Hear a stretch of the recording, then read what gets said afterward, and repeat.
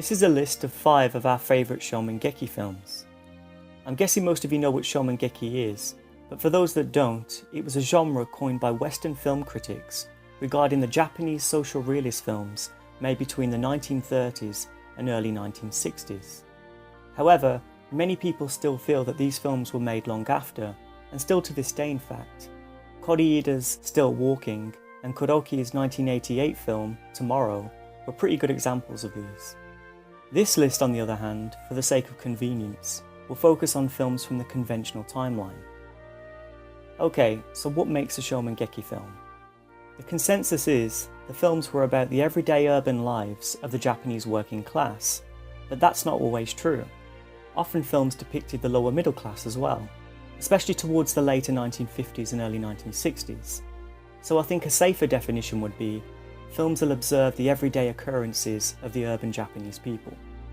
There isn't really a consistent style that links the films together, but they tend to resemble the themes that we now associate with soap operas, but with no definitive plot, opting more to simply focus on characters and their well-observed interactions. However, one theme that does tend to pop up regularly is the conflicting gap between the old Japanese generation and the new, more westernised youth, which reflected the general pre- and post-war social and cultural changes that were happening in Japan at the time.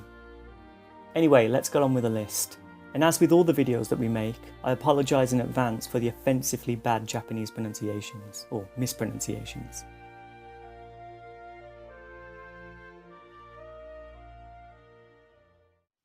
Number 5, Mother by Mikion Naruse. Okay, it's not a usual favourite from Naruse's body of work, and I'm sure we're going to get a lot of stick for choosing this over his more credited films. But typical of the Shomin-Geki tradition, most Naruse films in general opt to focus on characters over plot, but this film in particular emphasises this direction. Revolving around the testimony of a teenage woman, the film is a warts and all depiction of the struggles her working class family was subject to during post-war Japan. The girl, Toshiko, played by the legendary Kyoko Kagawa, focuses primarily on her mother and her hard-working personality. A good example of this is her choosing to use a shorter brush to clean with, which obviously makes the job far more laborious than it needs to be, but without this kind of mentality, she wouldn't have survived her tough predicament as long as she has. As well as the domestic labours, the mother's burdens have been increased by the fact she also has to look after the family's dry cleaning business, due to her husband and youngest son falling ill. It's important to clarify, however, the film isn't as depressing as I've made it sound. Yes, it doesn't soften the blow regarding the character's tough realities, but the film is full of beautifully ironic and bittersweet moments that actually makes the pessimistic tone quite funny and uplifting. For me, Naruse's films are some of the most humble and honest you could ever see. Ozu was the same, obviously, but he was far more optimistic. Naruse accepted that life is pretty much a long streak of disappointment, and didn't have a clue what he could have done about it, yet he still felt the desire to depict it. There is no definitive ending to this film, to which many misguided film commentators have falsely branded as incohesive. But in reality, Mother has one of the most honest and unified endings in film history. Naruse never claims to know more than his characters, or his audience for that matter. Thus giving the film a conventional conclusive ending would only ever say what doesn't and shouldn't need to be said. This is what made so many Shomin-Geki films great, and this film is a perfect example of it.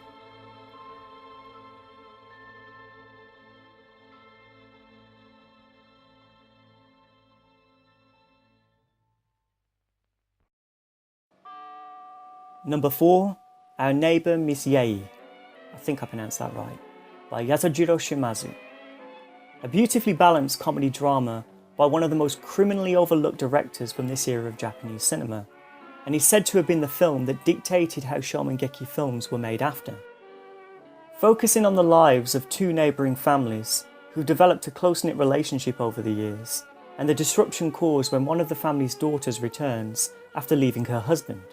Yeah, the premise doesn't exactly scream masterpiece, but the incredibly layered characterizations and beautiful attention to detail regarding their relationships and interactions makes the value of plot almost redundant. The film stylistically resembles what many of us now associate with the work of Yasujiro Ozu, with the long static shots and the emphasis on the poetic nuances of everyday life, What does separate a film like this from an Ozu picture though, is it slightly lacks the formalist and modernist aesthetics. It harbours a faintly more wayward and rough around the edges feel that actually complements the film's feisty spirit. As with all great Shomin-Geki films, the small nuances are everything.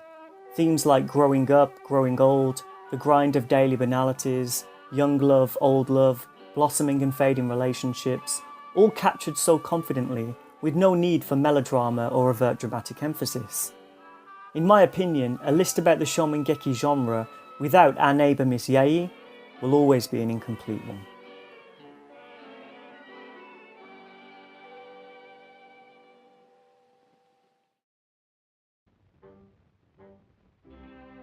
Number 3, Burden of Life by Hayanosuke Gosho. I think I've remotely pronounced that right. Yes, another overlooked film from a ridiculously overlooked auteur, and despite Gosho both directing Japan's first talkie picture, The Charming, The Neighbour's Wife and Mine, and at one point being the president of the Directors Guild of Japan, he has still somewhat been overshadowed in the world of cinephilia. Burden of Life almost works like a parable about parenthood, where an elderly father, whose children are all grown up and feels he should be enjoying his retirement, has to deal with the frustrations caused by having to raise his young unplanned son. Realising when his son finally grows old enough to take care of himself, he may not even be alive to enjoy his later years to himself. This causes him to develop a slight form of resentment towards the boy, which also inevitably affects the family's dynamics as a whole. Again, as should be expected with all the top-level Shomin-Geki films, the characters are brilliantly written and beautifully performed. The film manages to simplify domestic politics to a level not even Ozu was able to achieve. Controversial statement I know, but it's true.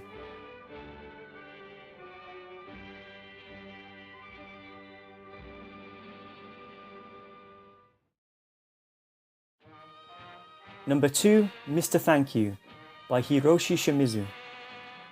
Director Shimizu Hiroshi's abilities were so acclaimed, he was referred to by his peers as simply the Monument, which may also have been a light-hearted dig at the fact Shimizu was a little on the heavy side too. However, he was briefly married to the beautiful and multi-talented Kinuyo Tanaka, so Mizoguchi and Ozu can eat on that. Despite often getting lumped into the same category as Ozu, Mr. Thank You, like most of Shimizu's work, is actually extremely different in its methods. Unlike Ozu, who liked to have every detail compulsively planned and pedantically constructed his sets to achieve ultimate control, Mr. Thank You, on the other hand, was shot without a conventional shooting script and solely on location. Shimizu was even known to let his actors improvise. It's always strange how two dramatically different approaches can often achieve very similar results. The film is a road movie about a kind-hearted bus driver nicknamed Mr. Thank You.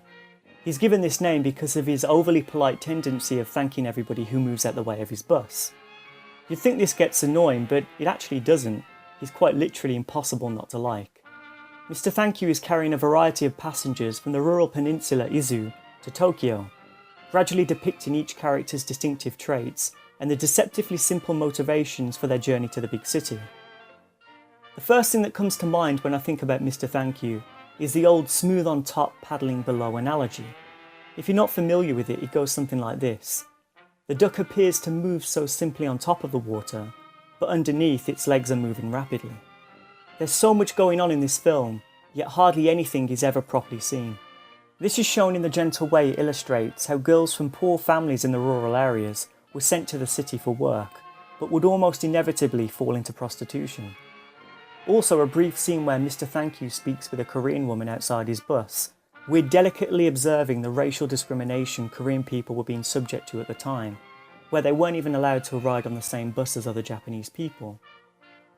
As with most of Shimizu's work, Mr. Thank You fools you into believing it's merely a light comedy drama, but in reality, it's a warm and sophisticated representation of Japan's then complicated social and cultural climate.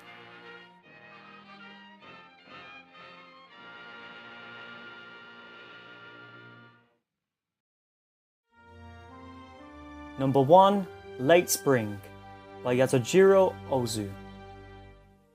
A list of Shomin-Geki films cannot be complete without the force that is Yasujiro Ozu. In fact, any film by him could have made this list, and even taken the top spot too. In typical Ozu fashion, Late Spring depicts the efforts of a widowed father and his attempts in convincing his aging daughter Noriko to marry. His fear being, if she spends the majority of her life looking after her father, when he eventually does die, she will inescapably be alone.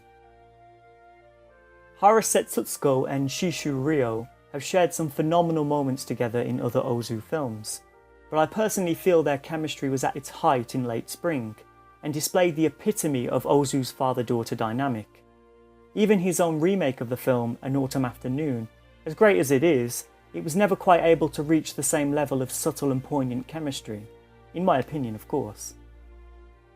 As expected with Ozu, it highlights the small and transient moments that we almost always take for granted, the ones that have a greater effect on us than we often realise at the time. Whether it's the quietly moving moment where Noriko and her father talk about how they should have gone away more together before she was arranged to marry, or how her father humorously discusses the absurdities of having a daughter, a conversation that is subtly laced with a gentle sense of heartbreak. Like Ozu himself once said, "I want to express sorrow without tears, to capture a sense of life without any intense emotional upheaval." The beautiful moments that make up Late Spring are perfect examples of this concept. Ozu had the unique ability to make even the most foreign place feel like home, and characters who you'd never think to meet feel like family. A filmmaker that can remind us in such a humble way how similar we all really are as human beings is certainly a filmmaker worth celebrating.